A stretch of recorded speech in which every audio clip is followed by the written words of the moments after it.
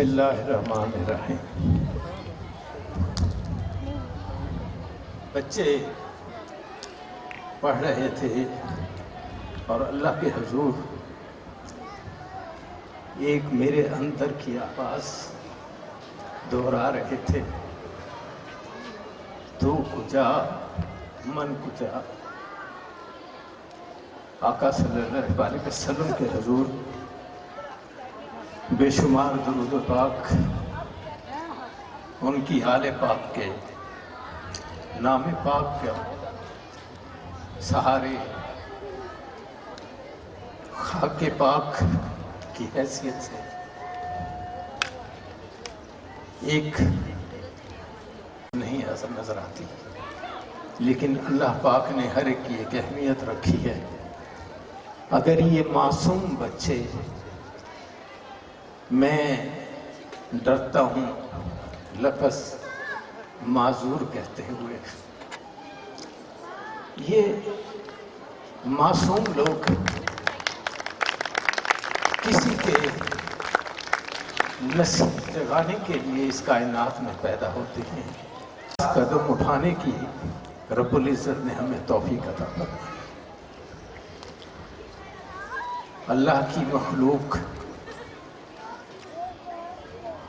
فرش سے لے کر عرش تک کچھ امینات میں تڑپتے ہوئے ایک کتے کو اگر اس کی پیاس کے لیے کوئی خاص عورت ایک گھونٹ پانی اپنی جوتی میں نکال کر پلا دیتی ہے، تو قیامت کے دن رب عالم کو اس کی عاقبت کے لیے اس کو جہنم میں بھیجتے ہوئے حیا آ جاتی ہے۔ کسی معصوم روح کے لیے کوئی قدم اٹھانے کی اللہ توفیق عطا فرما دیں گے تو پھر کیا اجر ہوگا، یہ رب جانتا ہے، رب کا رسول جانتا ہے۔ کے لیے اللہ اپنے بندوں کو پیدا کرتے ہیں، وہی ایثار کی توفیق عطا فرماتے ہیں، وہی نیت عطا کرتے ہیں، اور پھر اس کے بدلے میں اپنے کرم سے احسان فرما کر انعام بھی عطا فرماتے ہیں۔ ہم اللہ کے انعام کے قابل کہاں ہیں؟ الہی صدقہ خیر الورا احسان کرتے، اس کے احسان سے اگر اس زبانوں کو، ان قدموں کو کوئی ہمت مل جاتی ہے تو یہ اس کا خاص احسان ہے۔ بھی یہ نیت رکھنی چاہیے، یا اللہ پاک صدقہ خیر النساء احسان کر دے، اور جب ان کے بدلے میں اللہ پھر توفیق عطا فرماتا ہے اور کچھ توفیق کرنے کی ہو جائے تو پھر بھی ڈرے، پھر بھی اللہ سے مانگ لیتے ہیں، الہی صدقہ شیر خدا احسان کرتے۔ اگر تجھے کچھ چلنے کی توفیق ہے، میرے ساتھ میرا بھائی چلا، اللہ اس کو اجر عطا فرمائے، میرے ساتھ میری اولاد اللہ کے راستے میں وقف ہونے کو تیار ہو گئی تو اللہ اس کو قبول فرما لے، تو پھر میں اپنی اولاد اور بھائی اور کارکنان جو میرے دست بازو ہیں اور ساتھ چلنے والے وہ لوگ جو دامے دن میں سکھنے پیسے سے، اپنی جانوں سے، اپنے وقت سے، اپنے ایثار سے اور اپنے قدموں کے آثار سے میرے ساتھ چل رہے ہیں، اللہ تعالیٰ ان سب کو اجر عظیم عطا فرمائے۔ اور میں پھر دعا کے طور پر ان کے لیے یہ مانگتا ہوں، الہی صدقہ آل نبی احسان کر دے۔ گرمی معیشت سے جب لرزے بدن تو ہم کو صدقہ حسنین سے سرشار کر دے، الہی پھر مانگتا ہوں، الہی صدقہ آل نبی خوشحال کر دے۔ الہی ہم تیرے اس انعام کے قابل کہاں ہیں؟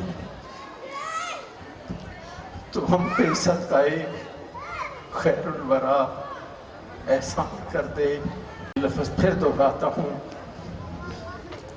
الہی تیرے حبیب پاک پہ آل پاک کا کام ہے، تیری مخلوق کی خدمت کے لیے میں اور میرے رفقا چلے ہیں۔ تو کجا من کجا سب تیرا ہی ہے، منم کمینہ توئی دستگیر ہے مولا۔ تیرے پاک کے صدقے میں میرا سب کچھ ہے، تیرے حبیب کے صدقے میں سب کچھ پنہاں ہے۔ الہی ان بچوں کو کسی قابل کرتے، لڑکتے ہوئے قدم سنبھلنے کی کوشش کرتے ہیں تو ہمارا نصیب سنبھلتا ہے۔ ایک ذرا سا جاگ لگ جائے تو اتنا بڑا دودھ اپنی حیثیت تبدیل کر کے دہی بن جاتا ہے۔